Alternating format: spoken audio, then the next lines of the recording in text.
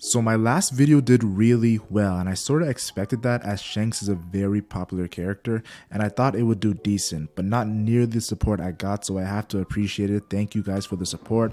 And I thought I'd switch it up to a different character. Y'all don't like Shanks. I know you guys love Shanks. This character is not loved. He's not as popular as Shanks. It's the red Dog Akainu, the Fleet Admiral. So let's get started and let's talk about his early days in the One Piece story. The earliest we see Sakazuki is when he's a vice admiral on the Ohara Island Buster Call situation, and yet he does not fight. Aokiji does fight in the situation against Vice Admiral. Akainu does not fight, so I'm going to use Aokiji to power scale Akainu at his early days as a Vice Admiral.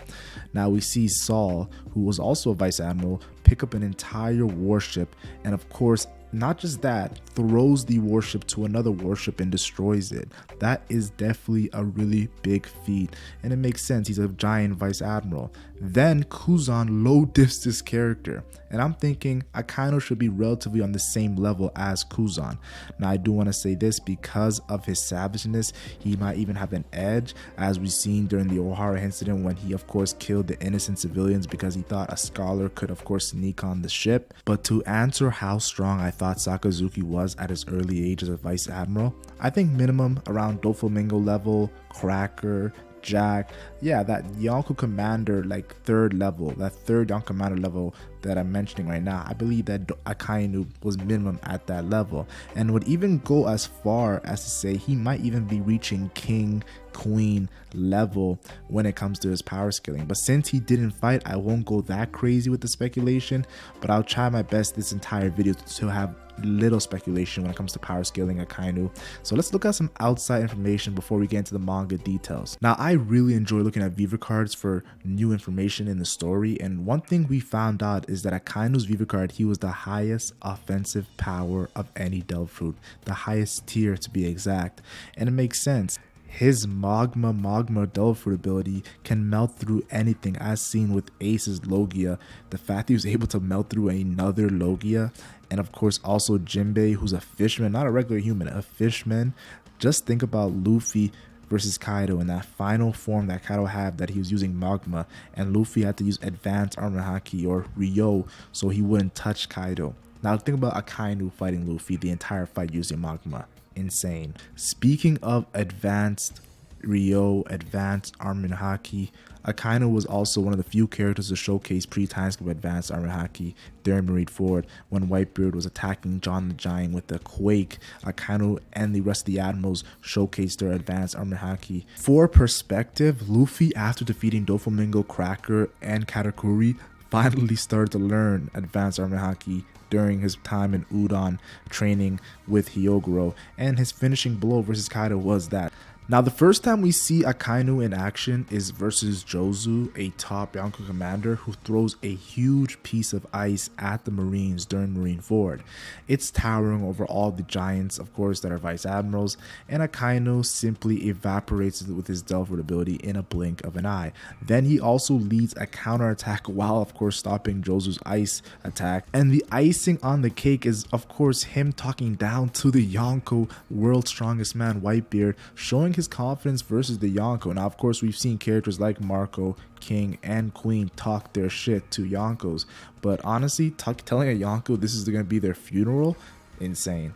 Another scene during Marineford which really showcases Akainu's of course destructive capability is when he is gonna melt the ice that the Whitebeard pirates are standing on, and then he destroys their ship that carried them for decades, the Moby Dick. I know, what a dick, but seriously though, take a bias aside guys, Akainu has showed amazing feats. Now the actual first interaction we see Akainu versus the Yonko Whitebeard was during the war. He stops his attack with his magma foot, and then he clashes with Whitebeard's Quake Delve Fruit ability with the magma fist. Now Blackbeard is said to have the strongest Logia, but moments like this make me believe that Akainu has the strongest offensive Logia.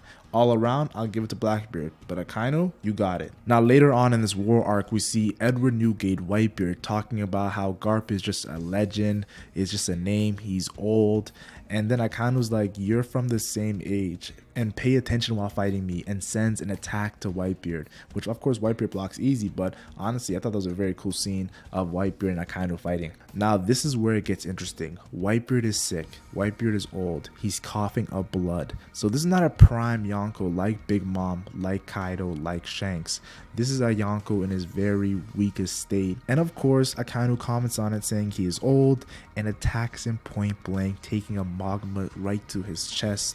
And honestly, can you blame him? It's a war. Anything goes in a battle. Now, the reason why I'm highlighting a lot of moments of Akainu talking shit is because he backs it up. The current Fleet Admiral tells the Whitebeard pirates they're cowards and their captain is a big loser. And then he goes on to low diff Ace because, of course, magma surpasses fire. And then he kills him in the next page, kills, of course, a top young commander, the 2nd Division commander of the Whitebeard pirates with relative ease. Of course, Ace was trying to protect Luffy, but still. And this is a great feat compared to how Blackbeard, look how long it took Blackbeard to defeat Ace. This was way easier, and keep in mind a top young commander in Queen got 2-shotted by a nerfed Big Mom, and also Luffy got 1-shotted by the strongest creature alive, Kaido.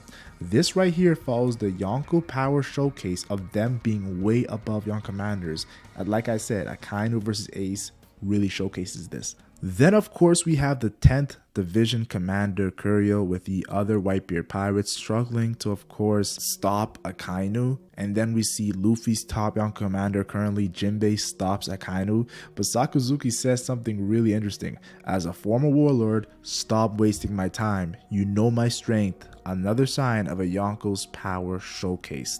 Then we see Garp, Monkey D. Garp, saying, hold me back or I will kill Akainu to Sengoku. And of course, this is the same Garp who took down Rocksteady Zebek with the help of Roger. This is the same Garp that actually fought Goldie Roger, the Pirate King. Prime Roger is on a completely different level than we've seen the characters in the story, and is now going for Marshall DT to rescue Kobe. I personally believe Garp definitely believed he could kill Akainu, which is not downplaying the Red Dog. Though I think Akainu has the edge because of course he's in a younger age than Garp, but still, this is not making Akainu look lesser. We then go on to see of course Akainu tanking attacks from top young commanders in Marco and Vista, especially Marco of course fought King and Queen at the same time during Wano and is the vice captain to Whitebeard if you think about it, and of course Vista who clashed with Mihawk, the world's greatest swordsman, and didn't get destroyed. These are powerful characters with Haki and he tanks their attack. Right after we see Marco the Phoenix again clash with Akainu, and while he clashes with Akainu, and right after that we see Whitebeard hitting Akainu with a sneak attack but still gets his face taken off, but of course gets another nice quake shot to of course Akainu's side, his rib, that pretty much messes up Akainu pretty badly. And I'm not gonna say this makes Akainu look bad because Whitebeard, we saw him in his prime against Roger with advanced Conqueror's Haki. Of course he didn't use it in Marineford, but he has strong Haki, so he should be able to affect the Logia of top tier status like Akainu. And with the building coming down shows how devastating that attack really was. And we later see it a couple chapters later, Whitebeard commanders were tripping that Akainu wasn't down for the count after taking all that attacks, showing especially for a Logia his durability is really amazing. He then goes on to low diff a top young commander level character like Ivankov, with of course adding on to that Inazuma, then another top young commander level character in of course Jinbei, who's running away of course with Luffy, and Luffy gets scarred, and Crocodile has to come through, another top young commander level character with the Cross Guild. That is 3 top young commander level characters I just mentioned, while still doing another attack chasing after Buggy, a Yonko with another Yonko and Luffy. Okay, but jokes aside, this guy is stupid broken. Now for me, Akainu got the most clout when he says, do you all want to die protecting Luffy? Talking to a red scabbard Wano samurai in Izo, a top swordsman in Vista, a mythical Zoan in Marco the Phoenix, who fought Blackbeard with 2 Devil Fruits in the Payback War and survived, while also showcasing incredible power with Wano, the monsters like of course Big Mom, the Yonko, Queen, and King. Then we also have Crocodile, a top-down commander for the Cross Guild with a bounty nearly 2 billion berries. Oh yeah, and the rest of the Yonko crew. Insane. And you guys know I had to add RIP 10th Division Commander Kurio. I know he's not dead, but it's still funny. It takes a literal Yonko and red hair Shanks, who I believe to be the strongest Yonko, to actually stop this savage. And why you red hair is what I kind of replies to him. He is not shook in the slightest of these Yonkos, as I said before. This is further backed by him chasing a 2 Delafru user in Blackbeard with the Gurgur no Mi and the Yami Yami no Mi post Marineford war. Marshal D Teach is incredibly powerful, and with his whole crew he actually chased after them. And Teach is like, yeah, I don't want the smoke. He runs away. Now, to add on to everything I just said, during the time skip, the feats don't let up as he defeated Aokiji in 10 days and took his leg with defeating him on Punkaza, which of course looks like an awakened Logia battle, but since I don't like to use speculation for power scaling, I won't say it just yet. Though I do want to say this is the first time in the series we see a top tier defeat another top tier 1v1 in the story. And don't be mentioning other fights that are not 1v1, because there's so much help in One Piece when it comes to different fights. No, Aokiji vs Akainu, which is a 1v1 on an island, no one else there, and they battled. Of course, the question of how strong he is has to be answered, but with him not showing anything post time skip like his fellow admirals, his fellow OG admirals to be more specific in Kizaru and Aokiji, Akainu even stopped Kizaru from pulling up to Wano, and we had Greenbolt, a new admiral, pretty much try to impress the Fleet Admiral by defeating the Yonko Luffy. Wow, I think Akainu is top 5 in the One Piece story. If you include Kaido and Big Mom or not, he's still top 5 in the story. And honestly, he has top 3 feats in the story easily. Only Shanks and Kaido, in my personal opinion, have better feats in the story. Not mentioned, of course, the Prime Whitebeard and Prime Rogers. I'm talking about the characters that were, of course, current. Kaido and Shanks are the only characters that have better feats in the story above Akainu. Now, I do want to say this, I have him slightly above top tiers like Big Mom, who showcases incredible stuff in Whole Cake and Wano, like Mihawk, who's the world's greatest swordsman and a bounty of 3.5 billion, and even Joy Boy himself, who took down Kaido, Monkey D. Luffy, who I believe is top 5 in the story. I have Akainu slightly above Luffy right now. There are only 4 characters that could be above Akainu, in my personal opinion. Like I mentioned, Shanks and Kaido. I think Blackbeard with his 2 Duffel abilities and the speculation of him having advanced Conqueror's Haki.